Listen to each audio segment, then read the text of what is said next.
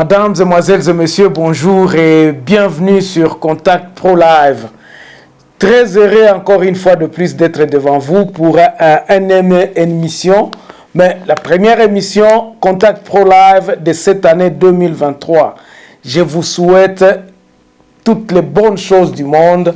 En tout cas, mes meilleurs vœux pour tout le monde qui me suit, pour tous mes abonnés. Vraiment, vous êtes en train de me faire vraiment plaisir lorsque je vois le nombre des abonnés qui augmente. En tout cas, je souhaite le bienvenu pour tous ceux qui nous rejoignent et qui se sont abonnés spécialement pour la semaine passée lorsque nous avions mis l'émission Réaction. Je dis merci en tout cas, grandement merci à tous ceux qui continuent à venir sur les émissions live sur Facebook et puis sur YouTube ici. Donc, depuis le début de l'année, nous avions commencé aussi à être live sur YouTube. Donc, chaque samedi, ne manquez pas à nous suivre au niveau de YouTube et sur Facebook, sur le compte de Germain Kaindo. Mais ici, sur YouTube, c'est sur notre compte Contact Pro Live. Donc, chaque samedi à partir de 13h30, vous pouvez me suivre. Vous pouvez suivre l'émission qui est le condensé et qui explique effectivement les émissions que nous vous donnons à Réaction et puis nous vous donnons à Contact Pro Live comme celle-ci. Cette émission ne dure que 30 minutes. Nous faisons une analyse sur le point de vue que nous mettons, sur notre solution que nous mettons sur table pour que les politiciens, ceux qui ont le pouvoir à main, peuvent utiliser justement pour sortir notre pays dans cette déboire dans lequel nous sommes. Aujourd'hui encore, nous allons parler de la territoriale, mes chers amis. Nous allons parler de ce qui se passe dans la territoriale. Donc, comment est-ce que notre pays est subdivisé et comment est-ce que nous pouvons y arriver dans le fait en utilisant la base comme territoriale, donc comme la base de nos démocraties. C'est-à-dire, nous aurons les partis politiques, mais la territoriale, comment elle fonctionne et comment nous pouvons la faire fonctionner. Voilà ce qui va nous animer, ce qui va nous réunir aujourd'hui. Et j'espère que vous allez vraiment aimer et vous allez rester jusqu'à la fin de l'émission. Alors, avant d'aller un peu plus loin, nous allons prendre les grands titres à la une des journaux qui paraissent ce matin sur Internet et puis nous revenons tout de suite après sur le développement de notre sujet, la territoriale. Voici les grands titres à la une des journaux qui paraissent ce matin sur Internet. Nous commençons par élection-net.com. Maniema, ce que pense Tambwe Mwamba après les reports du forum de l'unité sur la région du Maniema. Et puis M23, les 3 mesures pouvant aider Kinshasa à gagner la guerre. Et puis un Tshisekediste crache le feu sur Katumbi, la nouvelle polémique. Actualité.c2, les livres congolais qui ont marqué l'année 2020, vous pouvez les lire ici. Puis puissance militaire 2023, la RDC classée 8e force militaire puissante en Afrique, 72e au niveau mondial. 2 importantes avancées juridiques obtenues par les défenseurs des droits de l'homme en 2022.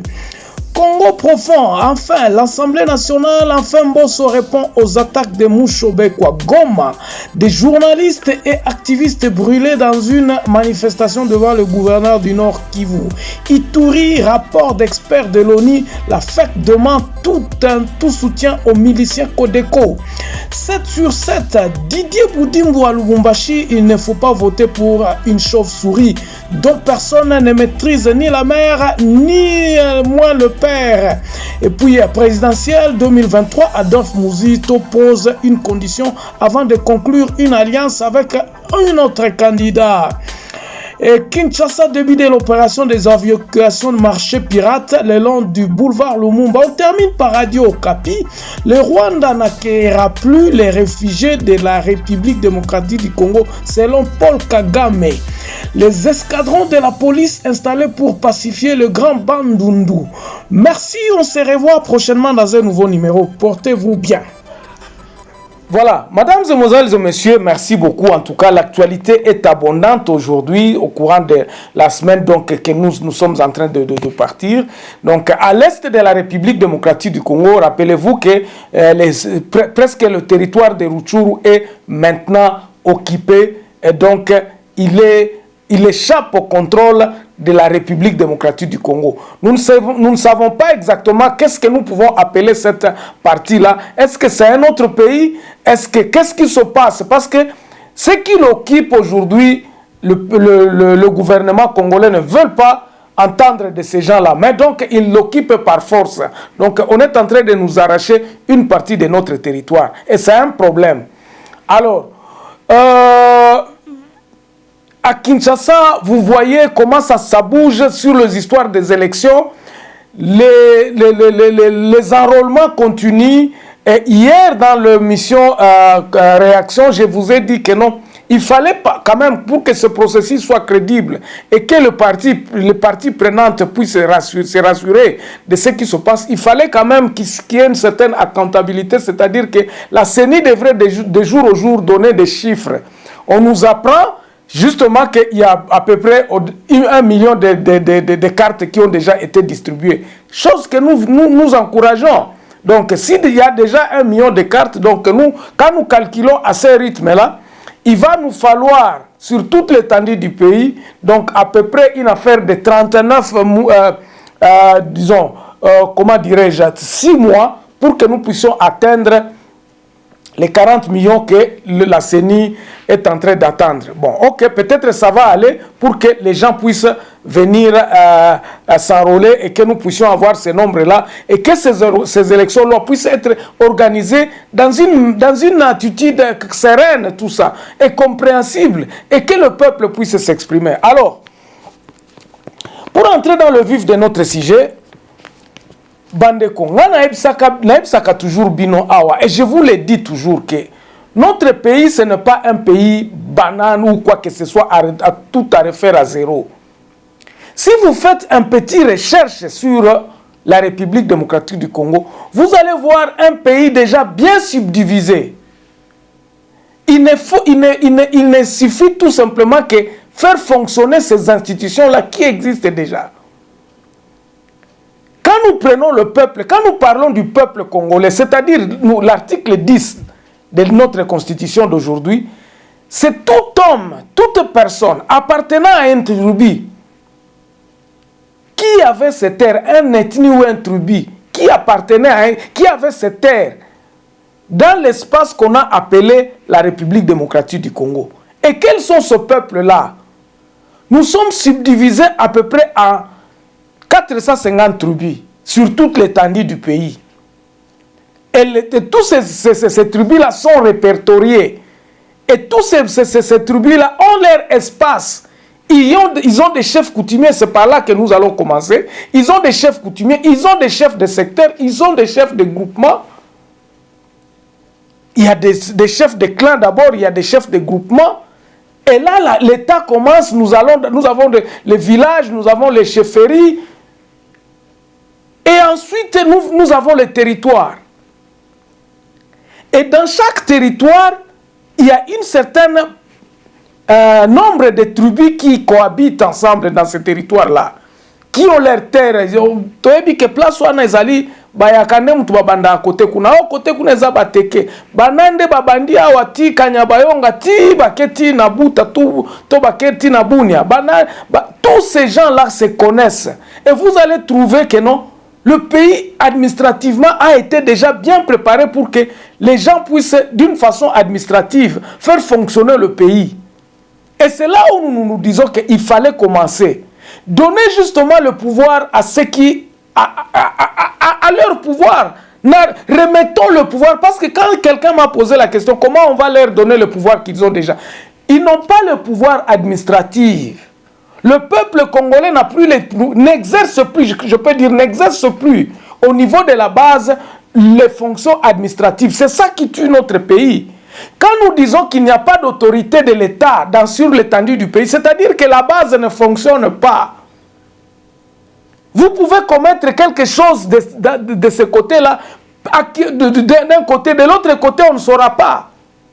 Le pays n'est pas connecté, le peuple congolais n'est pas maître. Et vous aviez vu l'exemple de la loi que Molendo Sakombi est en train de vouloir faire passer aux élus du peuple, donc au Parlement. c'est de caporaliser pratiquement les terres. Donc nous pouvons vendre nos terres jusqu'à 100 ans. Je ne veux pas aller là-bas. Donc moi, ce que je voudrais dire ici, c'est que sur le plan administratif, il y a moyen de faire fonctionner notre pays. Et lorsque nous faisons fonctionner ce pays, c'est de là que va venir l'autorité de l'État en considérant justement les gens sur leur lieu de vie quotidienne, là où ils vivent. Il faut que ces gens-là puissent être à mesure, par exemple, de se prendre en charge. C'est-à-dire exercer les fonctions administratives du pays dans leur milieu naturel. Chacun dans son milieu naturel, à Kaziba, qui est de Baziba, qui exerce le pouvoir, par exemple, d'identification, toutes ces fonctions régaliennes de leur terre, ils doivent être les custodiens, ils doivent exercer certaines fonctions. Alors, comment est-ce que nous pouvons faire fonctionner l'État au niveau des territoires? C'est bien connu. C'est bien connu, les gens doivent se mettre d'accord en disant, bon, voici, nous sommes informés, voici comment est-ce que les choses vont commencer à se faire. Le bureau de l'administration des territoires, quelle est leur fonction? Comment est-ce que le peuple va relayer? Donc, ils vont se relater, ils vont être en dessous. Bokonzi wane kozala exercer à l'état comme on a kozala exercer comment na territorial.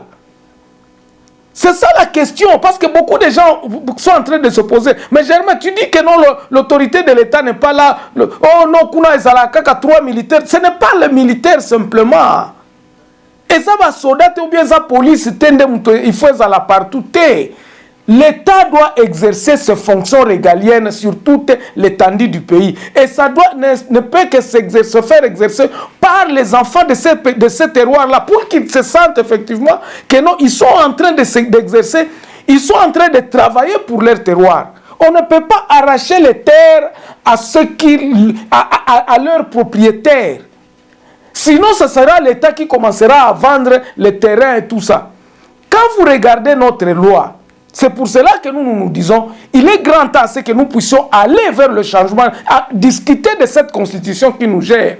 Parce que la constitution, lorsque vous allez prendre avec les lois organiques, avec les lois de Bakajika et tout ça, toutes ces histoires-là, nous avons dépossédé le pouvoir au peuple de leur terre. Donc ce n'est plus leur terre. C'est la terre et le sous-sol devenaient pour l'État. C'est l'État qui exerçait tout. Pourquoi? Parce que okoki lelo kozwa or na se amabele o place yo vandi ozi or kuna or waneza ya susu ya yote. Mais regardez maintenant ce qui se passait na autorisation par exemple à Kolobakeno. Les exploitations artisanales de l'or ou bien des minéraux, tout ça, vous devez avoir des autorisations, tout ça. Donc l'État a reconnu à un certain moment à ce que les gens puissent faire ce qu'ils veulent de leur terre. Mais il faudrait qu'il y ait des autorisations. C'est comme ça qu'on a dit, on a accepté l'autorisation d'exploitation de minéraux. Donc artisanal quoi, donc mais ici par exemple en Afrique du Sud c'est interdit, vous ne pouvez pas, ça ce sont les matières premières d'où l'État tire l'argent afin de faire fonctionner le gouvernement, faire fonctionner les choses de tout ce qui se passe ici dans l'État. Ça c'est la richesse de tout le monde et c'est l'État qui s'était dit nous allons tous gérer et personne n'a le droit de faire ceci à moins que l'État puisse lui donner ces autorisations-là. Ce n'est pas qu'ils ont retiré le pouvoir non. Les mines, ou bien les sociétés minières dans lesquelles là où ils sont implémentés, ils sont obligés de coopérer avec les chefs coutumiers et tout ça.